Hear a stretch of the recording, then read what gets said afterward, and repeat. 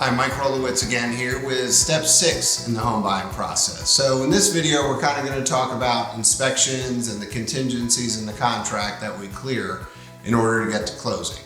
So once we've got our accepted contract, we've made our binder deposit that's going to be held either by the title company or the brokerage. Now we're going to want to do the home inspection. And what that home inspector is going to go out and do is inspect the property from top to bottom. He's literally going to look from the roof down to the floors, looking at the major systems, the roof itself, HVAC, plumbing, the appliances. All of that's going to get tested, every electrical outlet.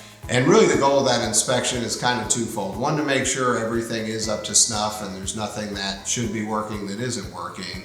And number two, it's needed for insurance. The insurance company is going to want to see the results of that inspection. They're going to want to know how is the roof secured. They're going to want to make sure the water heater is functioning well, that there's not going to be a risk of flooding. And it really does. This protects your investment. And typically we have about 10 days to do the inspections. And during that time, at any period, and our contract reads, at the buyer's sole discretion, if the property is not deemed acceptable, you can walk away. If you're still wanting the property, which most do, inspections usually don't turn up huge issues that are deal killers, then what we're going to start doing is we put in a repair request to the seller that says, based on our inspection, here's what we need fixed for us to take possession of the property. We send that repair request to the seller, one of three outcomes. First and best is we'll fix everything. The second is they may agree to fix certain things or up to a certain dollar amount. Or they may just offer a closing credit and say, you, Mr. Buyer, you go ahead and fix this.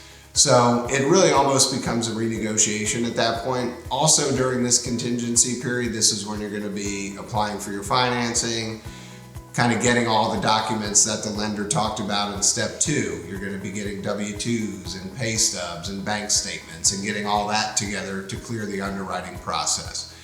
Once all those contingencies are cleared, we're going to move towards closing, and we can have that inspector come out and re-inspect for the repairs that we requested to make sure they were done correctly.